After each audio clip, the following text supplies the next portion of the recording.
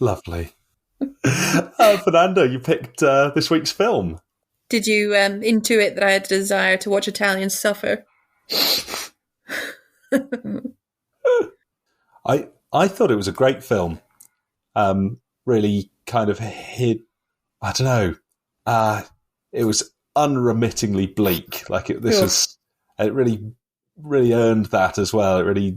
It felt like it was just telling a straightforward story about what real people's lives are like, and I thought it had something wider to say than just this was what it was like for a few years after the war in Italy, and that the specifics were that, but it felt like it was applicable to something wider, people struggling to get by in a busy world and a world that's maybe doesn't care, and how people can be driven into crime by desperation and poverty. And it was, I thought that was a much wider thing, that even without really knowing anything about post-war Italy, I thought that had something to say. What do you think, Laura? Well, didn't know anything about post-war Italy, and I don't want to know. It was grim. I've seen this before. Really? I was made to watch this in second-year film studies. Oh. Yes, I remembered nothing except the still of him sitting on the pavement with his son. So it was like I hadn't seen it before, because I thought he got his bicycle back in the end. Oh, no. It was terrible. Did any of you think he was going to end up with his bike back? I thought he probably would. I thought this is like a sad film, but old-fashioned films always have a happy ending, and it really didn't. I should have remembered. Italian neo-realism. Dreadful. They all end badly. Could you tell us anything more about Italian neo-realism? No. That's all right then. I know they tended to use just normal people who haven't been in films. And that they tended to focus on, bleak, grim stories of real life and real struggles. Hence the realism part. Yeah, it didn't seem... it wasn't dreamy or melodramatic or anything, was it? It was just awful. Just a portrait of desperation and frustration. Yeah. But I liked it. I thought it was a really good film. I found it very difficult to watch, and I just wanted it to be over. So I wouldn't watch it again. Yeah. I think it was technically very good. Yeah. We'll talk to you in another 10 years and you'll have forgotten. Yeah. What did you think, Claire? I think I really enjoyed it. Not enjoyed it. I think it was a really good film. Watching it was a difficult watch. But, I like some hardship in a film. I think that makes for a good, entertaining way to spend an hour and a half of your life. Watching someone else suffer. I thought I did actually think the acting let it down a lot, but that now makes a bit of sense. Yeah, it was a bit rambly. It felt a bit directionless, but it was still quite engaging. I liked the characters, and it was an interesting sort of journey with them through this moral maze of poverty. I wouldn't rewatch it, I don't think, but good film, I think, overall. Cool. I'm interested you mentioned the bad acting in particular. I mean, we could forgive it for bad acting if these are all random people off the street, but I was surprised how good the actors were. I really thought they could have been actors. But the little boy just stared at the other actors all the time and just sort of wandered around looking up at his dad. I thought that was fairly... Yeah. I found it really distracting. Right. As if he was watching him for a cue or something. Oh, interesting. I found it believable, but it did occur to me throughout the film that because they're speaking in Italian, I can't tell if they're good at acting. There's something about a different language that I'm like, they're probably doing a good job. Give them the benefit of the And there was this thing that we've seen with other Italian films as well, right, where they they dub over the voices later. Yeah, it's really annoying. It took a little getting used to, but I think that was another layer of I can't really tell whether it's good acting, I suppose. Because good acting means that it's believable and it really feels like they're there and delivering these lines. And if it definitely doesn't because their lips move differently, then that's an extra level of indirection. Anyone seen any films by... I should remember the name before I start the sentence, right? Vittorio De Sica? No, that was this, right? Yeah. Fabio Capello? No, keep going. Leonardo da Vinci? Keep going while I look it up. Has anyone seen any films by Ken Loach? Yes. Yeah. Loads. Right. I've only seen one and a few clips of other ones, but I think he does a similar thing where he gets non-actors, right? And has them kind of half improvise their lines. Yeah, these were people that, they were just sort of everyday people that the director found and invited them to play characters in this film. Which, I was amazed by that. I thought particularly the lead actor was brilliant. I thought he had this real authority and like it was believable somehow. And maybe it's because he was actually like a thin man who was struggling to get by, and it looked like all the cares of the world were on him. He looked hungry. Yeah. That's interesting. I always thought Ken Loach was Scottish because one of the films he directed was set in Scotland. Oh, really? And so I assumed that he was Scottish. Because who else would set a film in Gourock? Okay. I thought his films were sort of famously in the north of England. Oh, interesting. But I've only seen one, so. Which one? The one that came out last year, which was called The Old Oak. Yes. About an old pub that was... in a sort of washed up old village that was going the way of the dodo, and everyone was kind of just struggling to get by. And then they had a load of refugees come and stay in the village, and there was a lot of people in the town were angry about it, but other people sort of tried to help them. It was interesting. In May 2010, Loach referred in an interview to the 3 films that have influenced him most. Vittorio De Sica's Bicycle Thieves, 1948, and then another 2. I just happened to... I was trying to look for films he's done. Jurassic Park. It was not Jurassic Park. Oh, that tells us something then. It just reminded me of that. Just this, getting people who aren't really actors to just sort of do stuff. And in his films, I found it really distracting because they were quite bad. So the one film I've seen was Sweet 16. It turns out I've not seen loads of films. I've only seen one of them. Which was Martin Compston's first acting thing. He hadn't acted before and auditioned for Sweet 16, and he was the main character. And like a dead famous actor. Right.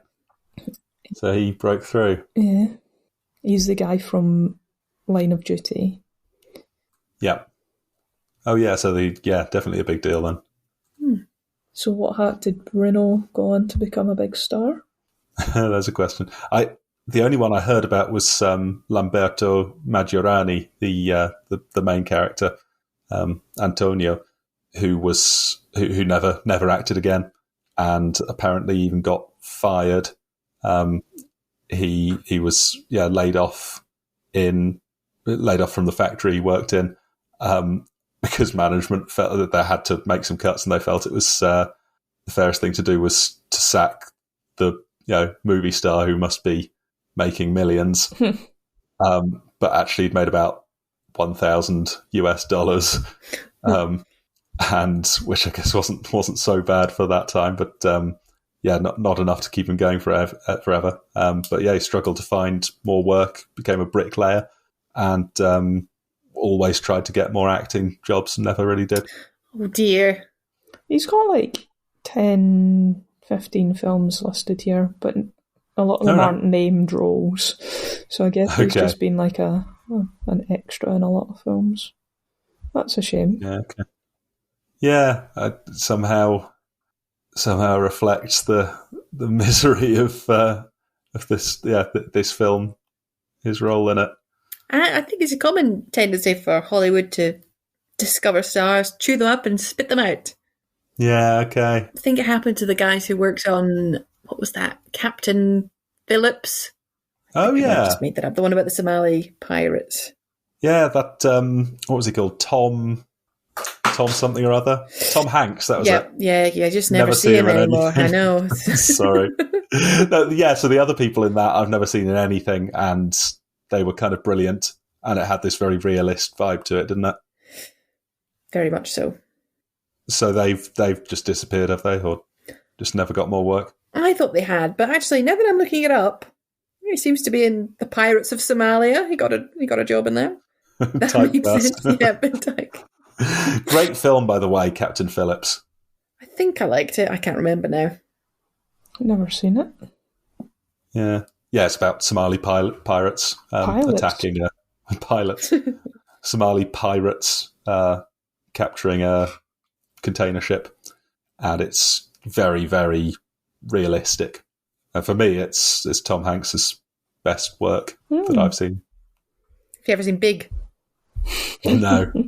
Well, you watched that statement there then. Oh, well. I never thought he was going to top Turner and Hooch, but... Apparently, Akira Kurosawa listed this as one of his top 100 films.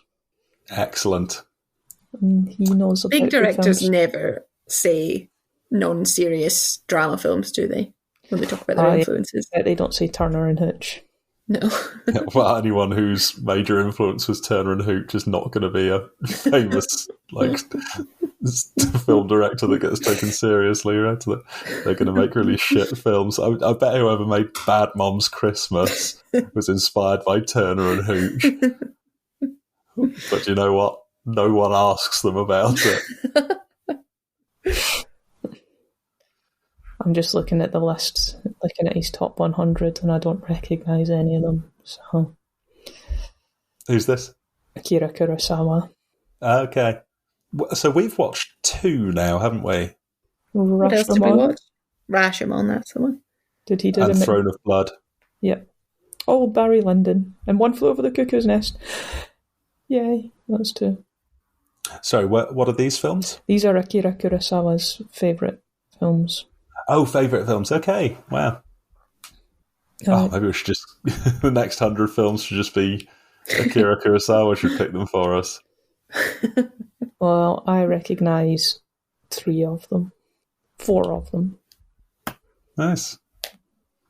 Sorry, this isn't very interesting for other people. Oh, I'm interested. Would you like me to read the list of films? That would be really great. That'll take us up to the hour. Do it really 1, dispassionately from the top. Blossoms or The Yellow Man and the Girl. Oh, he didn't even choose. N. Griffith, 1919. It really doesn't matter what kind of dash it is. Well, I want to point that out because the next one's got a hyphen, so it's really annoying. Exactly. We would have missed that knowledge, Michael. God damn it. Got to fix Wikipedia. This is Far Out magazine website. Oh, right, that's why. Do you think you could name 100 films? Someone was like, what's your top 100 films? My top 100 films. Do you reckon without a phone, you could put down 100 films? Can I even think of 100 films? Yeah. Oh dear, that would be a great one for a really boring car journey or standing in a queue at a theme park. Yeah, I'm trying to form thoughts pretty quick here. I was pretty devastated by the end, and I haven't really had time to process anything that just happened. I thought it was a very strong ending, having them just... It was. You've spent all this time with them, seeing them suffer, and then they just disappear into the crowd of other people suffering. Yeah. Just, their story just means nothing because there's just hundreds and thousands of people exactly like them. Yeah. Awful. Yeah.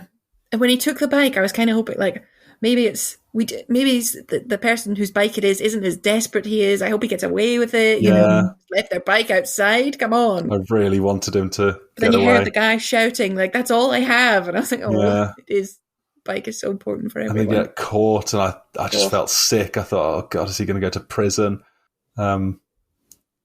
It felt like not that they pulled punches, but they didn't deliberately make it worse than it had to be. Like, he got away with that, and they decided to let him go. But you still just felt so sick and just so like the world was so arbitrary. It was, it made the misery all the more real because they didn't do like that Don't Take Drugs Kid film that we watched. What was that? Requiem for a Dream. Requiem for a Dream, where they deliberately just went like, let's just add as much pain and suffering in and put it right in the middle of the screen as we possibly can, and have everything go as bad as it possibly could. This felt like they were like, let's just pick one example and say this is what might happen to someone, and it made it feel more real. It made it feel like that probably has happened to someone. There were probably many people who had a story something like that, and they didn't, lose an arm, and they didn't go to prison for 20 years, but they did suffer. Yeah. It was tough. It was quite a wild goose chase, wasn't it? And kind of almost a stream of consciousness, not a stream of consciousness. Ramble. A ramble. Exactly. I was taking sort of notes about what was going on. Like he needed to get a bike. That was the main thing at the start of the film, and he got it from the pawn shop. But then the thief got it, and he was chasing the thief, and then he found this old man, and he was chasing the old man, and he nearly lost the old man, and this was like 2 levels of indirection from getting his bike back. And then there was a drowning boy, and he was running after the drowning boy, thinking it was Bruno. I thought, like, there's so many other things sort of going on. He keeps getting distracted from the main purpose. It was like one of those bad dreams where you're like looking for a toilet, but you can't find a place, and then you do find one, but it's locked, and then you can see the key somewhere, but you can't quite reach it. And it was tough. I did find the searching the markets for the bike dragged for a long time for me, and me too. It was a bit ridiculous. Like, was it supposed to be like a joke? Like, you look at the bells and someone else look at the pedals, and how would they know? People who've never seen the bike before are looking for these tiny details of the bike. Didn't get it. Maybe that was poor. I think Bruno would have recognised it. He kept saying, didn't he, Bruno knows this bike better than I do, and he really, really loved that bike and knew all about it. But the rest of them I didn't really get it. I think the whole thing was meant to be an exercise in futility. Yeah, okay. In fact, they've got these people looking for it who've never seen it, and we've already said this. He's already made it clear at the start. This will have been stripped to parts, and repainted, maybe, or something. Was that one of the worries that it was going to be? So there's just no way of you will never get this bike back. Was the feeling that they could find a part of the bike and tell the police? I mean, I guess. And then the police would be able to sort of verify that and say, yes, this is a part of the bike that went missing, and where did you get this from? And they'd be able to find the thief again, at least. But, it seemed like a very long shot for how confident his friend was. From a very quick scan, bike clocks weren't really popular until the 70s. Okay. I mean, they were invented much earlier than that, but they were very thick, sort of steel, so I imagine quite expensive. Quite cumbersome. So. Cumbersome, yes. I remember really having this... I had a real moment of it. We get this idea that, like, if you live in a nice neighbourhood, people don't lock things up quite as much, and people who live in a rough neighbourhood have 4 locks on their door and that kind of thing. I remember walking through a city in Germany, in like Bavaria, And it was like I'd just stepped 100 years forward into some utopian future. There were just people had bikes, like everyone had a bike, and all of these bikes were just left outside people's houses. Some of them had like a lock on the bike that would just like lock the front wheel, so you could pick up the bike and run off with it, but you couldn't pedal it without unlocking it. But some people hadn't even done that. There were just these bikes all over the place, and there was just this sort of feeling that, well, no one's going to steal a bike, are they? And everyone was just living this beautiful life. And I thought, man, why do I live in stupid countries where you have to lock everything and people still use bolt cutters to take it off? It just made me think. I don't lock my bike up. No, I'm sort of, I lock it a bit sometimes. I don't ride my bike. It lives in my shed, which I don't lock. Oh, right. Okay. Yeah, I mean, like when I've got the bike at the house, I usually like hang it up in such a way that at a quick glance, it looks like I've probably locked it. And like, if I'm just nipping into a shop quickly, I won't lock it. But if I'm going to be 10 or 15 minutes, I'll lock it. And I seem to be okay with that. Yeah, I've always put that down to, I live in St Andrews, which is the best place in the world. And so it's pretty safe. But even then, I hear of bikes going missing. So yeah, there I was in Erlangen. Then I went to the local municipal swimming pool, and it had 2 Olympic-sized swimming pools in it, and it cost me €1.50 to get in. Wow. It was ridiculous, and one of them was outdoors. To be honest, it would be great if someone stole my bike. I never ride it, and I've just got to get rid of it one day, so... Oh, well. Thieves, help yourselves. I live at... Stick it on free cycle or something. You should give it to transition. That's what You're quite right. That's I what should. I'm going to do with me.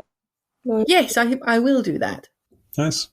I think it was a real moment for me, though, when I think it was just the one time Antonio hit Bruno, and you could just see how hurt Bruno was, how upset he was. And I really felt for him. And I think Antonio really regretted that as well. He offered him a pizza, though, didn't he? And you saw how much his face lit up when he heard he was going to get taken for a pizza. Bit of a stereotype. I loved how a lot of like Italian stereotype stuff was truly alive and well in this film. These stereotypes come from somewhere, don't they? Every single man was shaking his hand in that Italian way. They were all shaking their hands, all getting into these little arguments in the street and all crowding around, shaking their hands and going, "Hey!"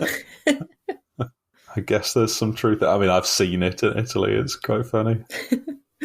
Also, when they couldn't get a pizza, a mozzarella sandwich. It's like it was written by someone who just thinks they are guessing what Italians eat. But I guess they really do. Yeah, sounds nice. Look nice. I do remember when, Claire, do you remember the place we went in Rome, just underneath the hotel? Yeah. One place we went to twice, and that they had a real thing about not doing pizza, didn't they? I think they had some feeling that, like, if you do pizzas, you get a certain type of people in, and you get loads of tourists, and you get people who aren't really interested in, like, the experience of going to a sort of even fairly casual restaurant. And they seemed to sort of pride themselves when we asked about pizza, and they said, "No, we don't do pizza. Here's what we do." I can't remember what we did have, actually. I had wild boar with polenta at one point. That was pretty amazing. Nice. And they did the thick continental hot chocolate. Ooh. Okay. And they did a carafe of wine. Yes. Vino Spirali. Which they served chilled, which is always a sign that it's cheap red wine. Yeah, the chilled red wine. Yeah, it was pleasingly unpretentious, that place. Yeah, it was good. Sorry, anyone else been to any nice restaurants on holiday that are tangentially related to this film? I was quite worried about where it was going when they were in that the restaurant and he was getting drunk Mm. and like giving Bruno wine. And I thought, is he getting reckless here? And he's going to go and, Steal a bike or kill something. someone or steal a bike. Was it wine? Yeah, I know he said it was wine, but it looked like water. I thought he was just having a... I take it was white wine. Must have been. I thought maybe he was doing a pretend, let's imagine we're drinking wine. But he did say to the waiter, bring us a bottle, so I imagine that was the bottle.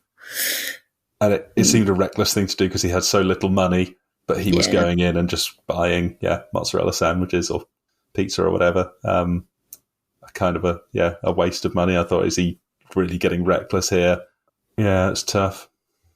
And even then, the joy of having the mozzarella sandwich was tarnished by having the other people nearby who had so much more than them. Yeah. Mm-hmm. It was it's a tough watch, wasn't it? Very much so.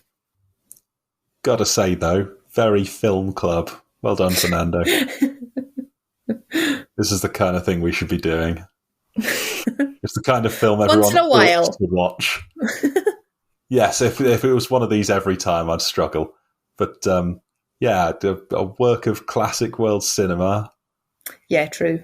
Black and white subtitles, 1940s. It's really the plight of man. Pulling the algorithm up.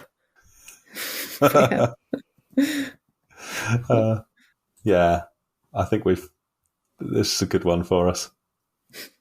Has anyone seen La Vie est Belle? Ah, yeah. Yes. I love that film. Yeah, it's great. Also really, really depressing. Mm-hmm. Yes, but it's a comedy, isn't it? It is a comedy. It's very, very light-hearted, jolly old film about the Holocaust. Yep. That was stunning. That was really something. Oh, Fernando. No one say anything too interesting. I'll try. Anyway, let's just assume he hasn't seen La Vita Bella. Is that what it's called? La Vita. La Vita è Bella. La Vie is French, right? You're probably right. Yeah. Anyway, I saw it. I never learned a word of Italian. Life is Beautiful is the film, right? Yes. Yeah. Yeah, that was really good. And a few of the scenes really stuck with me. You're right, it was Vita. Welcome back, Fernando. Thank you, except now I'm worried that the recording was somehow interrupted. I mean, I have already started recording again, but... Okay. But maybe you don't have the old one. But I don't know what happened. Yeah, I'm not sure if I... We can see what happens. If we lose it, we lose it. I think we should start again and everyone try and remember exactly what they said. Excellent. we could redo all of the relevant stuff that we've talked about. It'll take us about 5 minutes. All right. I think maybe it's time to move towards summing up anyway. I wouldn't mind an early night tonight. I think, Claire, you might be the same. I am basically asleep already. It's been a couple of heavy days. Yeah.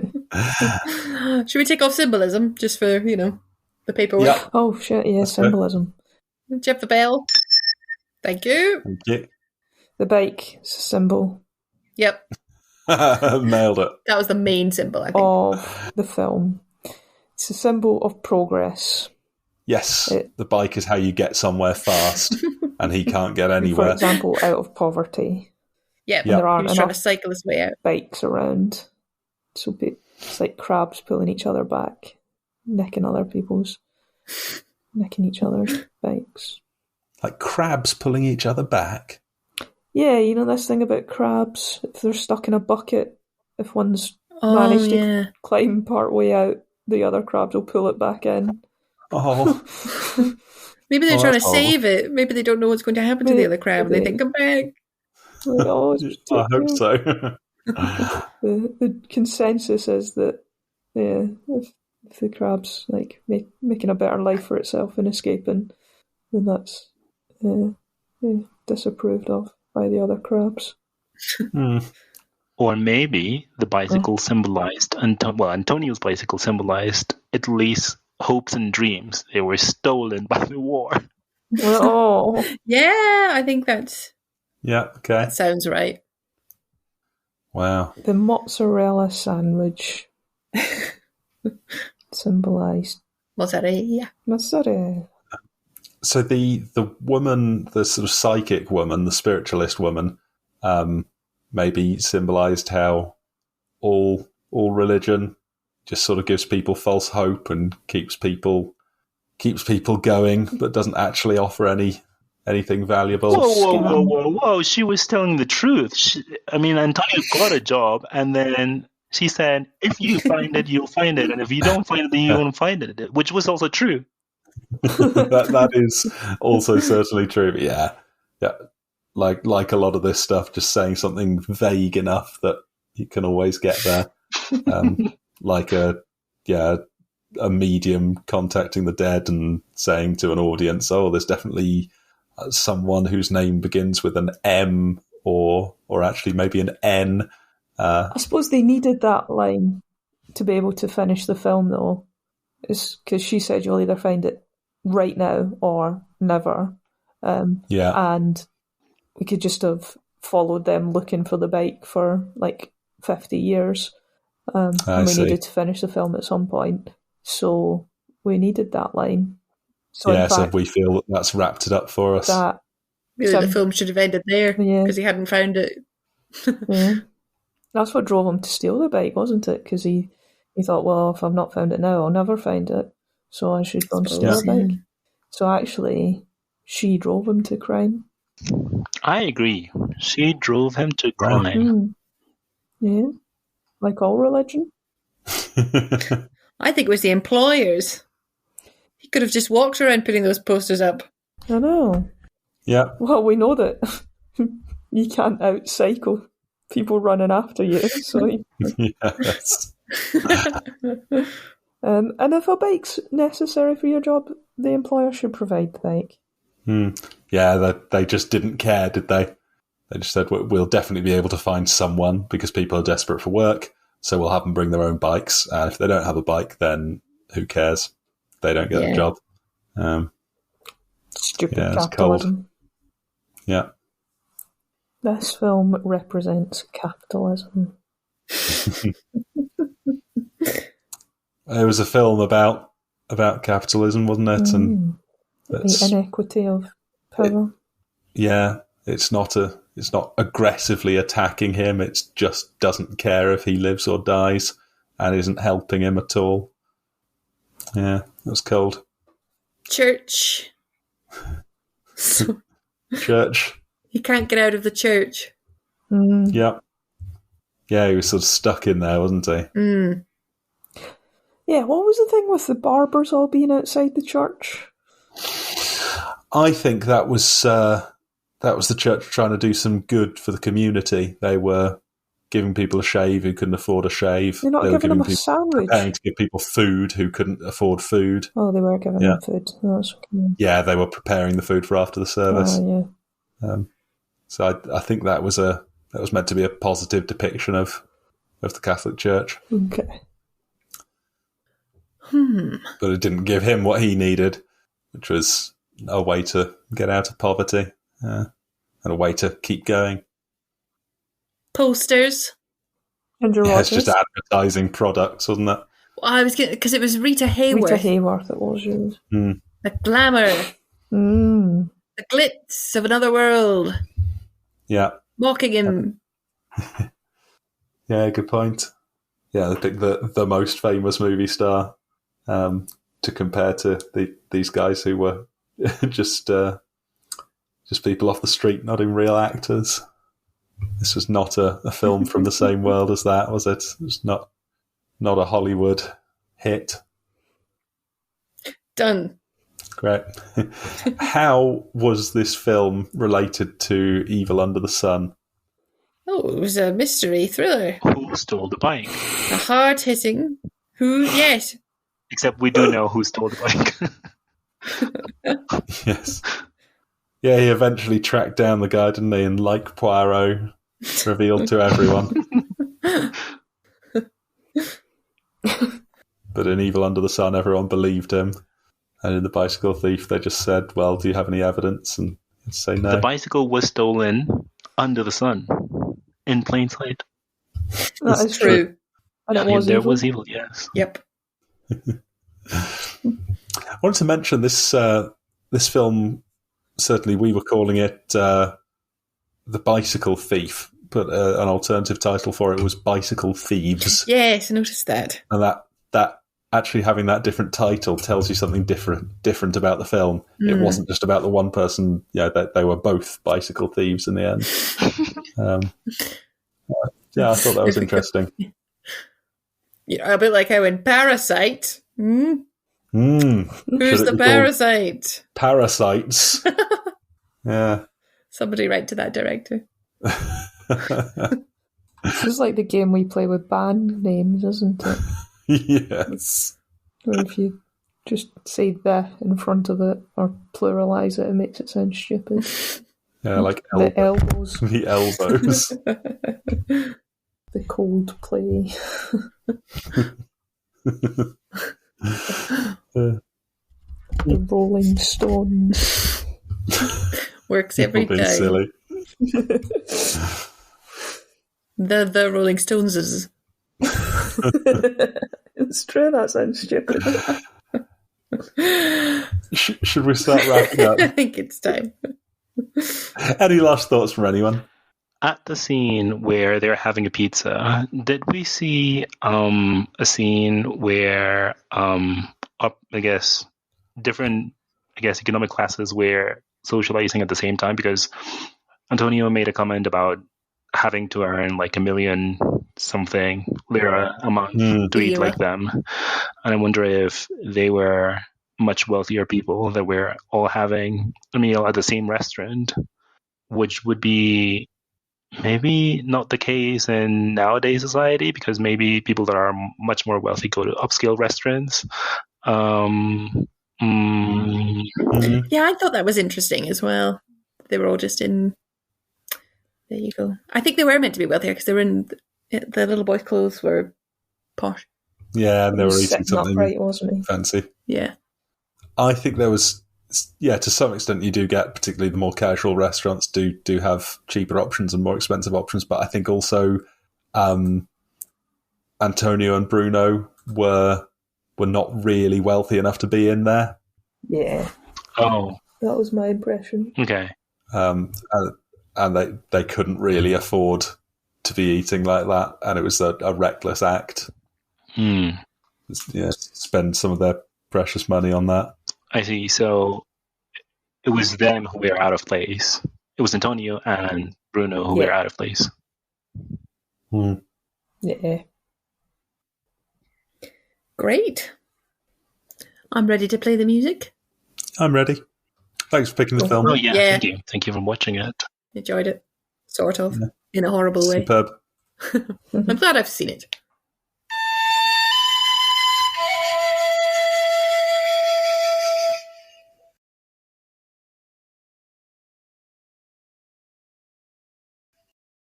Three, 2, 1. Scissors. Claire has it. Oh, brilliant.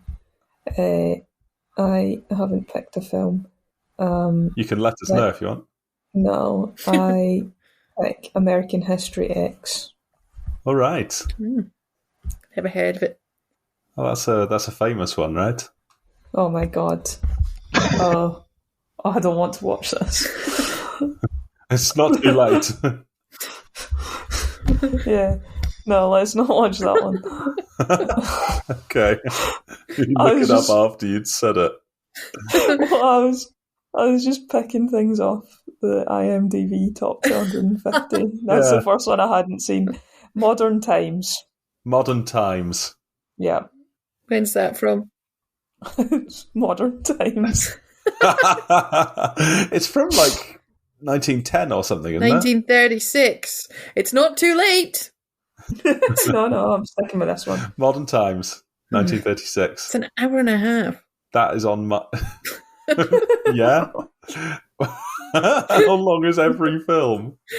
Yeah, but look it up. Do you want to watch it for an hour and a half? Yeah. It's the thing with Charlie Chaplin, right? It's a classic. That's fine. Yeah, great. Sorry. This is the first time I think I've openly expressed dismay at films. In that case, I'm very happy with my choice.